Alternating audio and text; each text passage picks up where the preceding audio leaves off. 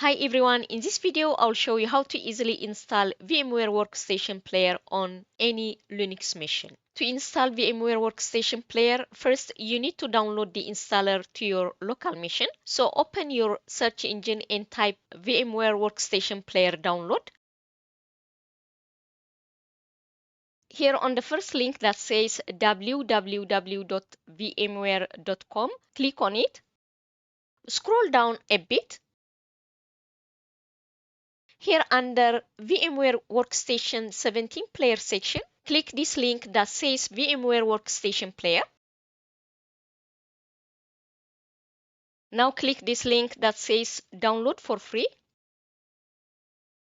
Under the Select Version tab, check if the latest version is selected. If not, make sure you select the latest version. Now click the Go to Downloads link. Here under the information table, the first link is for Linux operating system.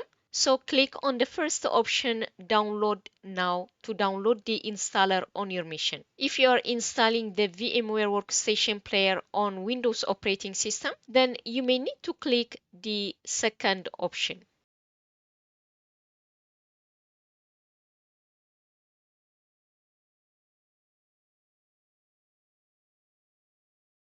Now, as you can see, the download task is done.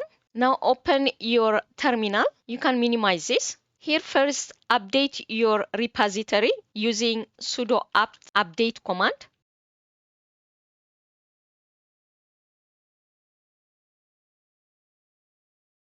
Now navigate to the file that you have downloaded using cd command.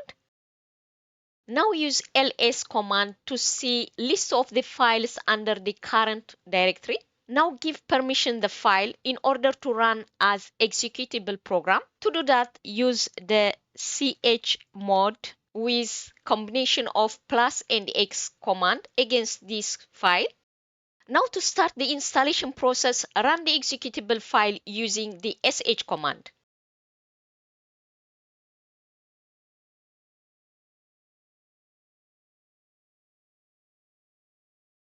As you can see, the installation process has now completed. Now you should see a new icon added to your applications list. So click the VMware Workstation icon from your desktop application list, or you can use your desktop search bar. Now, in order to use the VMware Workstation, you need to accept the license agreement. Click Next. Accept the agreement again and click Next. You can leave the default as is and click Next. Now here, if you want, you can participate their customer experience improvement program, or you can click No and click Next. This one, you need to leave the default as is and click Finish. Here, enter your laptop admin password for the authentication purpose.